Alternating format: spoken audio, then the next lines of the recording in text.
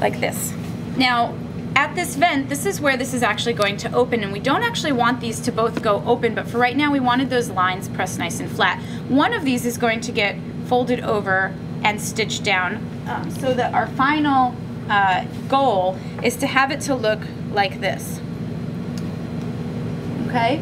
So one is going to flap over the other, so we need to finish them so that they look nice on the inside and on the outside.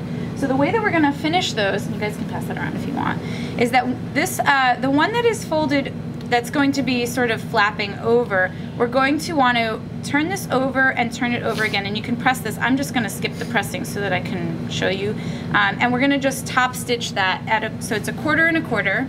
And this is kind of like, you know, you don't have to worry about it being exactly 1/4. It's just to finish the edge and make it look nice.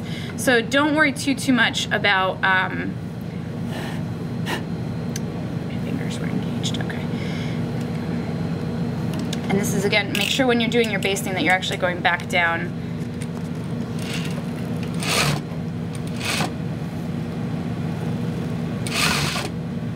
This is just so we don't have any raw edges sort of flying around the back of our skirt, okay?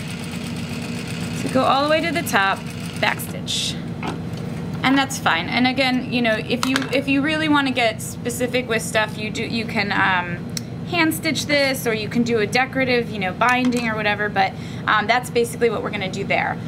The next thing we're going to do is we're going to clip in here so that we can fold this one over. You can also fold this one over too, once like that. And basically what we're going to want to do is stitch this one down to the skirt itself. You can actually open this up at this point, I think. Let's see. Let's stitch this one down first. Let's do it slowly. So again, you're going to press this over and fold it under 1/4 of an inch, and this time it gets stitched to the skirt. This is going to be seen, visible on the outside of the skirt.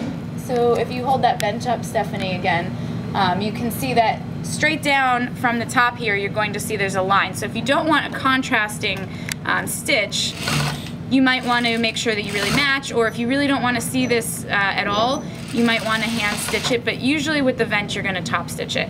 Make sure when you're doing this that you don't accidentally sew your skirt to itself, because that can happen.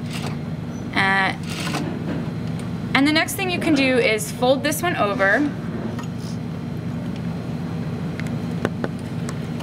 and then you're going to do a nice little diagonal line as well, just on the one. So this one needs to remain free,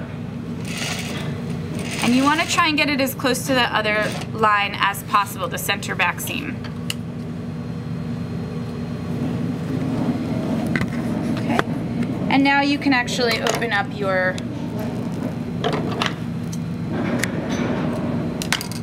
center back, just where the basting stitches were.